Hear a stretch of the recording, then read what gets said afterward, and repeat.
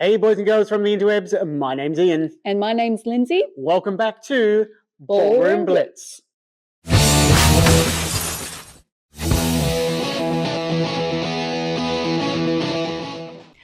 Hello lovely ballroom dancers, welcome back to the channel. We are going to be looking at a lovely modern waltz figure today. It is called the Reverse Corte. The Reverse Corte is a lovely move and it doesn't take terribly long, but it wants some careful setting up, and it does set up for a few different moves afterwards, so it takes a little bit of explanation. So let's have a look.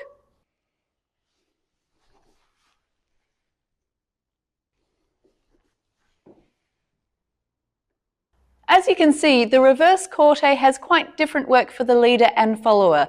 The leader only has one step, while the follower still has that regular 3 weight changes for that particular bar. Let's have a look at the leader's steps first. Okay leaders, you have arrived at a position where the follower is driving forward at you on their left foot. So maybe step 4 of a reverse turn, and we're going to use this as the entry for our Reverse Corte.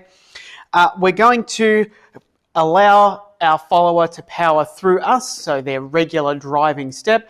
But as Lindsay just mentioned, we only have one step. Effectively, what we are going to do is absorb that power and then basically swivel on this foot. We're going to kill the step by lowering the heel so that we know how far the step is being taken.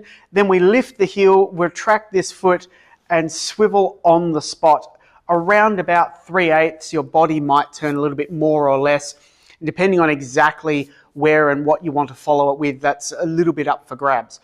But what we're doing here, we can't lead the follow to take fewer steps. That's not something that we can really do in any sort of practical way. So we drop 2 steps, the follower gets 3 steps, and they don't know that they shouldn't do a drive side and together type construction of step, which means we will turn on the spot with our swivel and they will keep traveling past us a little bit. This gets us to an outside position where they will want to drive forward again, but the leader will go backwards. So we want to make sure that we are being driven back and taking our step on the spot ready to go backwards.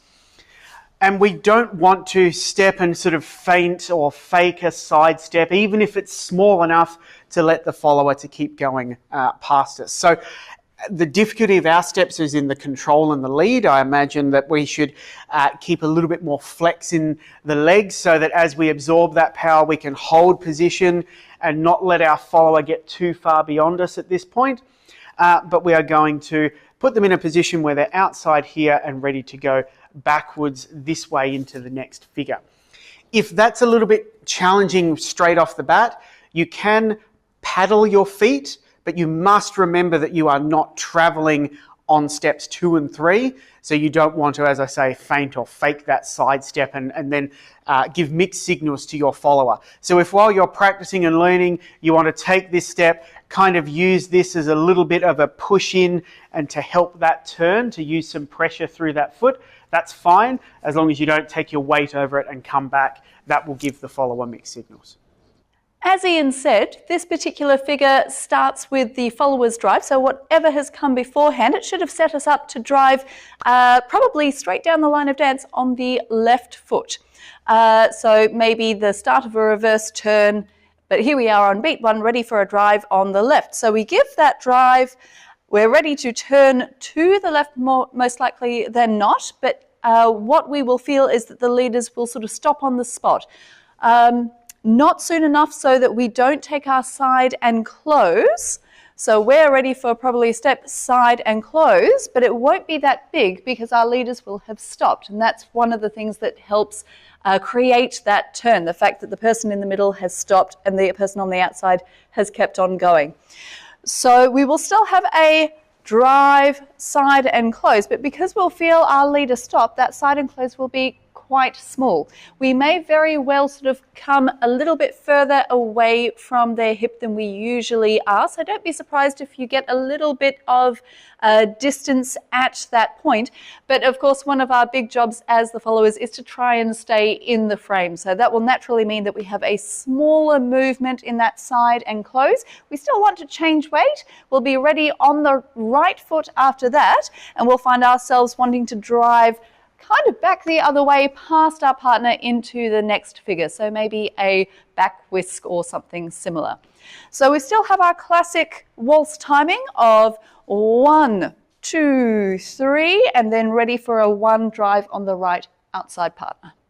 So if we try demonstrating from this angle, you may see that slight gap that happens. You can see that we are nice and close here when we start, but because Ian will stop his movement down the floor on beat 1 and 2, you can see that we've swung apart just slightly. It shouldn't be so much that we end up miles apart and having to lean forward to keep together, but leaders, you may find that your frame wants to relax a little bit out, particularly on this right side, to allow for that. Don't worry, we'll very quickly gather in that contact at the hip with the very next step. 1, 2, 3, 1.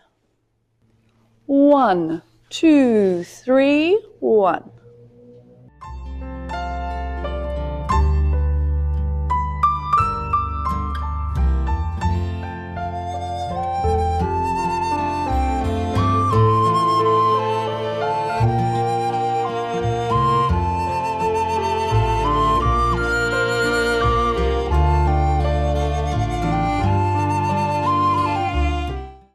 There you go, the lovely reverse corte. It will take a little while to work out your balance with this one, how much it will turn, how to keep it nice and soft and controlled, but it's well worth pursuing. When you get it right, it just floats about and it's a really nice addition to your modern waltz.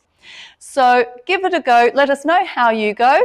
We'll have some more for you in the future to build on that idea. In the meantime, enjoy your dancing and we'll see you next time. Well, that's it for this Blitz, boys and girls. Don't forget to like, Comment, share, and subscribe. See you next time.